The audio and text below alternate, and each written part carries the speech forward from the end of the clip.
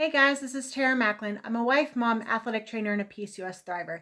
And I'm hopping on here today to talk to you guys about 3 types of stress that might be affecting your health. And while you guys might be asking yourselves, 3 types of stress, and there only one, well, there might be some that you're not really considering when you're looking at stress. So let's talk about the first one that we're all familiar with, and that's the emotional side. So that's your boss coming down on you about a deadline. Maybe you're on the line for potentially getting laid off or fired.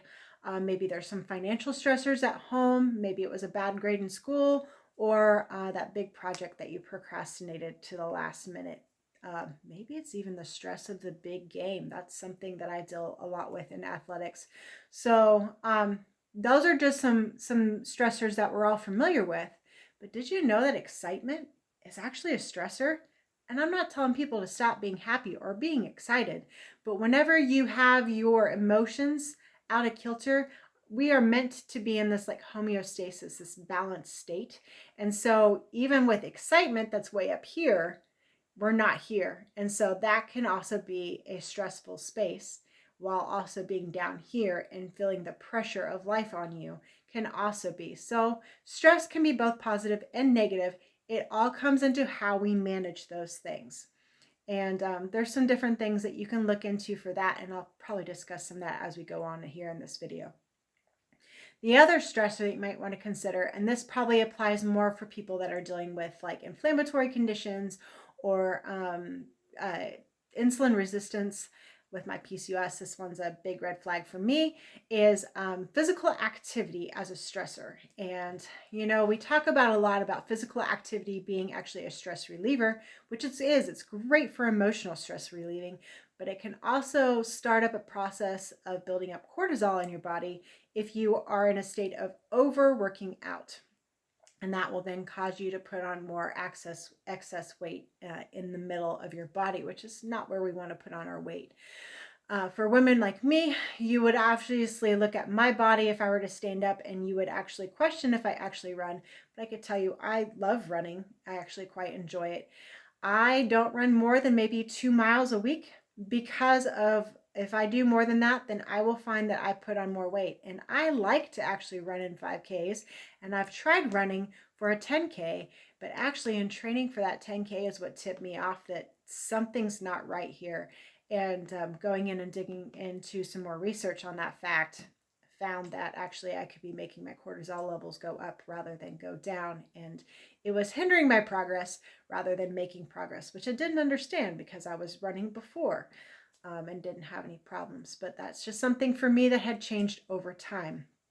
Other activities that might fall into that high stress, and I'm not telling people to stop working out. I'm just saying if you're noticing that you're not getting the result that you're wanting from your workouts, like if you're maybe doing more than putting on muscle mass and putting on strength, then this is something for you to look into.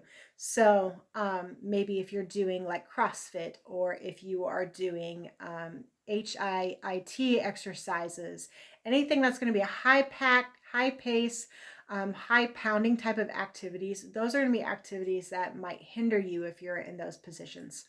Other activities to look into would be like yoga, Pilates. They have great results that help you with the mental stress, but they're also really good for building the core and creating strength, which you also want to help burn fat on the body and reduce the fat cell sizes. So still great activities, just they work out a little bit different. I know I also respond really well for going for walks and riding the bike. Last but not least, and this one is probably the one you've heard about the least, and that's the physiological stress. So this is processes that go on in your body, in particular with digestion. How many people have digestive issues out there? I'm sure there are a lot of us, and we probably don't even realize we have them. This is where good gut health comes into play. And I know it's not sexy to talk about your colon and dropping a deuce and doing those types of things. But guys, I promise you, by taking care of your gut and taking care of your body will crave less things like sugars that we tend to have problems with, and your body will tend to have less flare-ups when you go onto an emotional binge or whatever other problems there could be, when you have an imbalance, again, back to that homeostasis theory that we were talking about, which is really not a theory, it's actually a thing. But when you have more bad gut bacteria in your gut, they want all the sugar because they want you to feed it. So no wonder your body is sending you all those signals to say, feed me, when your body itself is really not hungry. It's the bugs in our colon that are saying, feed me, because they're starving, which makes it harder for you to control your food cravings. And then you go on a binge. So listen to your body when you're in those states. Also pay attention to how frequently you go to the bathroom. You should be going to the bathroom 2 to 3 times a day. If you're going to the bathroom once or a day or less, that's something I would really look into. You can treat this fairly easy. You can find probiotics just about anywhere on the shelf. I really do some homework on those. Some of those are not necessarily good products. I know that I do buy a probiotic, but I tend to only buy it during the winter months. Excuse me. And then I also do it through food, and I actually through drink, because my favorite thing to drink is kombucha, and we buy it at a local place here in town. They make it and we go get it out of their taps and we bring it home, and we buy like 2 big growlers full of it because, you know, adult life, and I had growlers. So anyways, so we get the growlers filled up, we bring them home, and they're delicious, and our son enjoys it, and we actually feel better having some of kombucha into our day to help out with getting that digestive system going.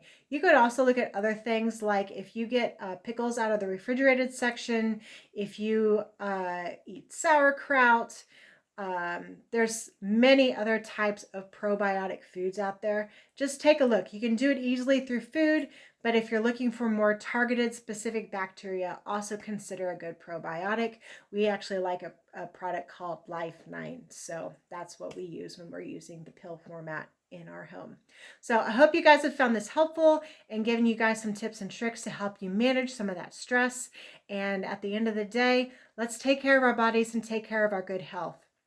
And find the management and get control of our health back again, because at the end of the day, that's all we have to take with us is our memories and our health. With that said, if you guys find this content helpful or informative, make sure you guys are clicking subscribe and hitting the bell so that way you're getting alerted whenever there's new content coming up. If you're looking for ways to connect, I have all that information dropped below. And if you're a PCOS woman or anyone that's just looking to thrive in life, I have a great support community that's also in the content below. So I look forward to talking to you guys again soon. Bye.